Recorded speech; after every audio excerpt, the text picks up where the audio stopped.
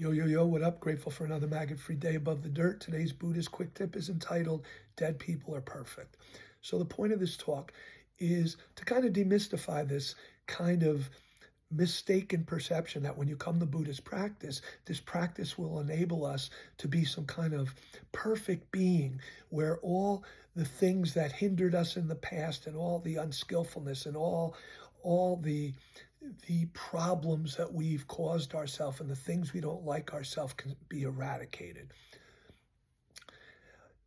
These things that we want to eradicate, the only way we can really learn to manage them is to accept our imperfection, and then that acceptance gives us the freedom to work with that. So do all the things we want to change about ourselves, can we change them? We change how we relate to them. And that is by creating new, helpful, wholesome thinking. And it enables us to create new, skillful action that takes us far away from acting out those imperfections. Over time, what we're really working on is not changing the imperfections, but changing the mechanism of attachment to them when we're triggered. So a lot of this stuff that we want to eradicate is just always going to be conditioned thinking. What we're trying to do is create new healthy thinking, and that keeps us being proactive so we don't get triggered and attached to that stuff.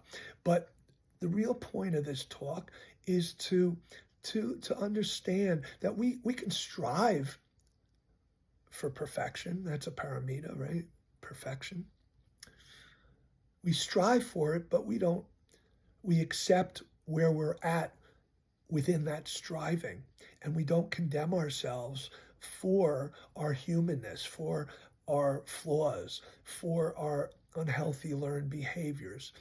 We realize we've been conditioned, and that practice is about breaking attachment to that conditioning and weakening the mechanism that would have us attached to it and then habitually act it out.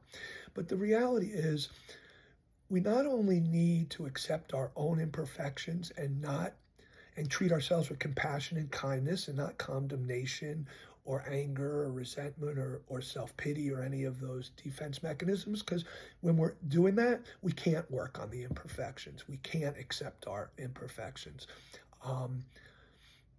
But we also need to realize that when we're struggling with a situation or another person, that person's imperfections are there. And why will we accept our own imperfections and not theirs? And even when we're acting harmfully, we would rationalize it and justify it. So if we can understand that someone we're having difficulty with is doing the same thing, they're acting out their imperfections, and they're rationalizing and justifying to themselves, just like we did, just like we still sometimes do, then we can find an ability to be more compassionate, understanding, and kind, not only to that person, but to ourselves and our own relationship with them and our responses to them. So again, the only people that can become perfect are dead people. We're living our humanness, we're living the human experience, which is going to be fraught with imperfection and difficulty, and but it'll also include successful management of that imperfection. And Buddhism says that enlightenment starts in delusion, and it'll also, I'll go further with, perfection is found by knowing imperfection. So I hope this was helpful. Have a grateful, maggot-free day above the dirt. Peace out.